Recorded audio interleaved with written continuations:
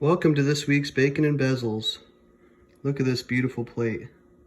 Delicious bacon and a delicious watch.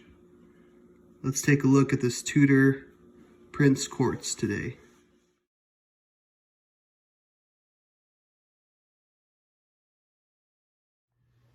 Welcome to this week's Bacon and Bezels. This week we're getting in the DeLorean, we're stepping on that pedal 88 miles an hour. We're going back in time and we're looking at this Tudor Oyster Quartz watch. Now, in the 80s, materialism was what it was about. You wanted that brand name. It was a time of wealth. It was a time when everybody was chasing after the American dream, which at that time was thought to be wealth and success. And people had corporate jobs. Wall Street was pumping. And if you worked on Wall Street and you had some extra money in your pocket and you wanted a nice Swiss watch, you went with the Rolex, you went with the Tudor, an AP or Patek. But if you were a little lower on the totem pole but still had a little change left in your pockets, you wanted something that was still quality, but you wanted that cachet with it, you went with the Tudor because you knew it was made by Rolex back in the day. It had Rolex parts, but you were going to pay a fraction of the price. Now, Tudor was started in 1926 by Hans Wilsdorf, who was the founder of Rolex, and it was started as an alternative to the Rolex at a cheaper price.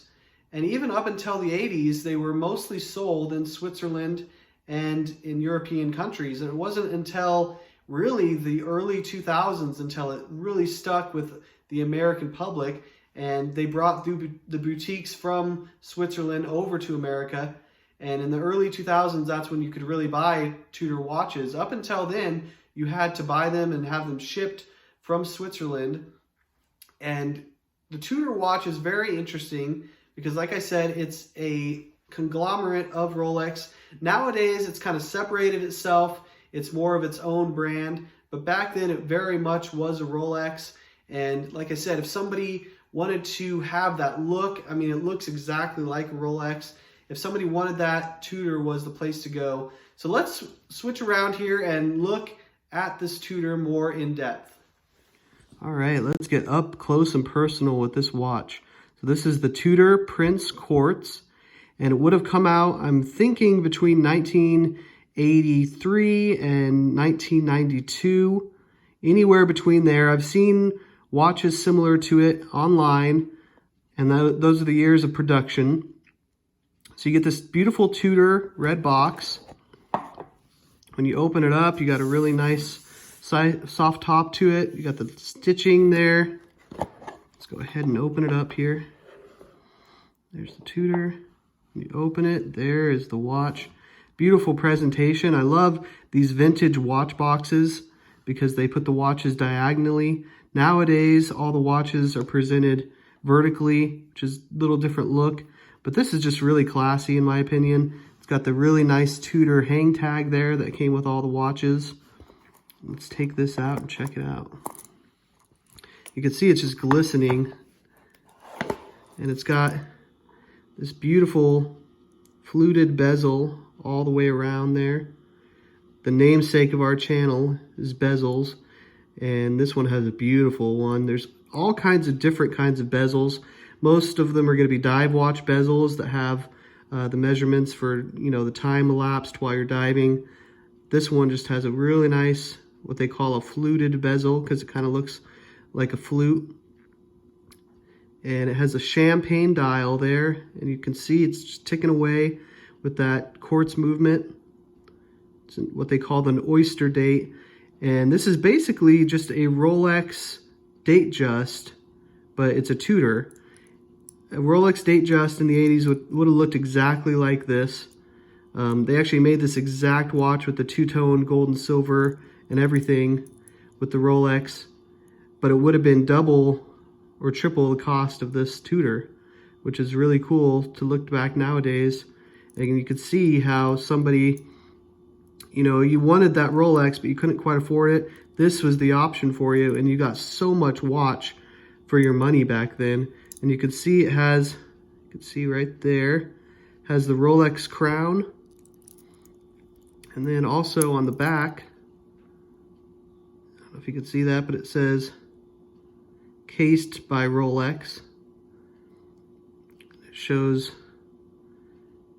Geneva, Switzerland there. That's where it was made.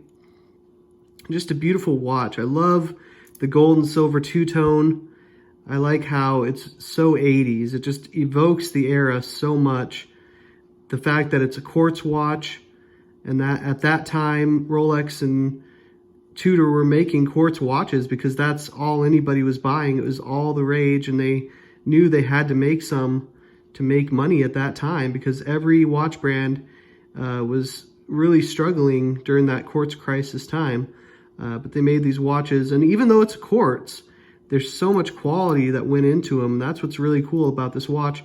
It's battery powered. I love automatic watches and manual wind watches, but they still had the beauty back then of the construction and everything, but it just had that quartz movement inside of it. So that's a little close-up of this watch. I love it. It's a 34 millimeter. You can see on my wrist here, do a little wrist shot. And I think it just fits really well. It is a tinier watch than most of my watches, but just evokes class and really just a beautiful watch. All right, I love getting really close up and looking at the watches. I hope to do that more often on this channel. And the way I came to this watch was really interesting kind of journey. I had a Tag Heuer watch. It was a Formula One that I bought with my dad, and that's going to be our next video, looking at the two Tag Heuer watches that my dad and I bought.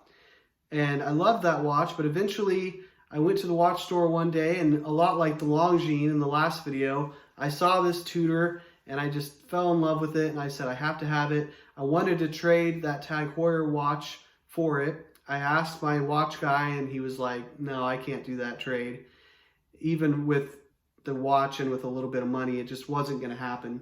So I was sad. My tail was between my legs. I walked out of the watch store. I told my wife about it, and she says, I'll get it done for you.